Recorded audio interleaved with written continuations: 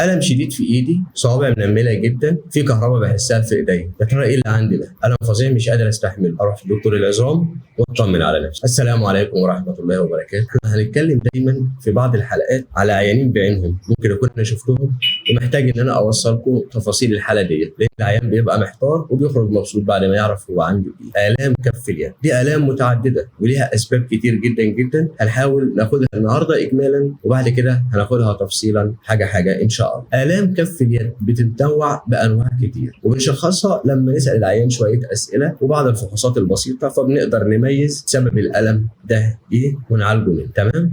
في عيان بيشتكي بكف ايده، بس طبيعه الشكوى دلوقتي بيشتكي ان هو لما بينام بيصحى من النوم على تنميل فظيع في ايديه، تنميل في ايديه، واحيانا بيحس بنبضات كهربائيه في ايده، ويقول لما ابص لايدي يا دكتور احس ان هي مخنوقه ومنفوخه، واقعد اهزها علشان تفك، وبعد شويه بتفك وارجع انام تاني، ولما اصحى من النوم تاني حتى لو صحيت في ميعاد المعتاد عليه برضه بيحصل نفس الموقف. ده بنسميه التهاب او اختناق في النفق الرسغي لكف اليد، يعني العصب الاوسط معدي من النفق ده وبيحصل فيه التهاب، والالتهاب ده بيعمل تليف وبالتالي بيحصل اختناق في العصب، فبيدي الاعراض اللي احنا بنقول عليها. هي 1 تنميل في كف اليد، ممكن ظهور نبضات كهربائيه. 2 ان بيكون الاعراض ديت بتكتر اصلا اثناء الراحه، يعني والعيان نايم. 3 بيبقى في شبه انتفاخ في صوابع اليد، ودي بيلاحظها العيان في الوقت اللي هو بيصحى فيه على الاختناق ده، يعني ممكن لما يجي لي يشتكي لي او يروح للدكتور يشتكي لي يكون الانتفاخ ده مش موجود، لان الانتفاخ ده بيظهر وقت نوبات الالم،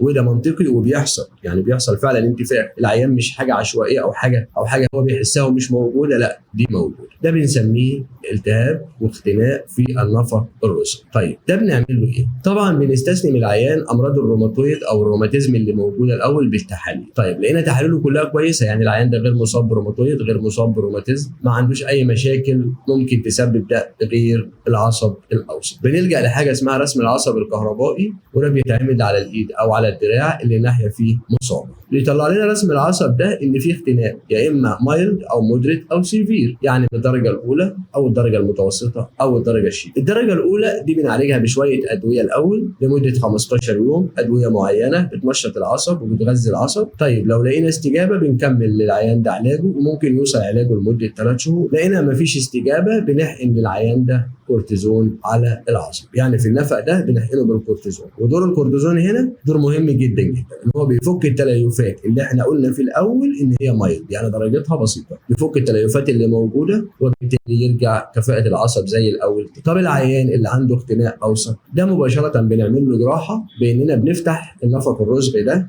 ونسلك على العصب علشان الاختناق ده يفك. طيب والعيان اللي من الدرجه الثالثه برضه بنعمل له جراحه. طيب ايه الهدف ان احنا قلنا من الدرجه الثانيه والدرجه الثالثه؟ الدرجه الثانيه بيبقى العيان لسه في بدايه مرحله الاختناق الشديده، يعني الدرجه الثانيه بنعتبرها من الدرجه الشديده على اساس ان احنا كده بنعمل لها جراحه. طيب يبقى احنا بنعتبرها من الدرجه الشديده لكن اول درجاتها، يعني بيبقى لسه ما حصلش غالبا ضعف في العضلات ولا تيبس في المفصل بسبب قله حركته او بسبب درجه المرض اللي موجوده عند المريض بقى لها فتره ومطنش. اما الدرجه الثالثه ده اللي بتقع عليه حته ضعف العضلات وتيبس المفصل بسبب ان العيان ده ممكن يكون هو مدرك بقاله، يعني متوسط بقاله سنه ووصل بقى للدرجه الشديده قوي، وبعدها لازم العيان ده يلجا لجلسات علاج طبيعي علشان يقوي العضلات اللي ضعفت ديت، وترجع الموجات العصبيه او الاشارات العصبيه تشتغل زي الاول تاني. طيب بنعرف العيان بعد العمليه ازاي انه اتحسن؟ بان التنميل ده بيقل والنبضات الكهربائيه ما بقتش تظهر تاني. لكن في عيان يقول يا دكتور انا مش عارف اعمل حاجه بايدي، انا مش عارف امسك معلقه، انا مش عارف امسك كوبايه، ممكن لو مسكت كوبايه تقع من ايدي. ده مش لخلل في العمليه يا جماعه، ده بسبب ان العيان ده بقاله فتره مصاب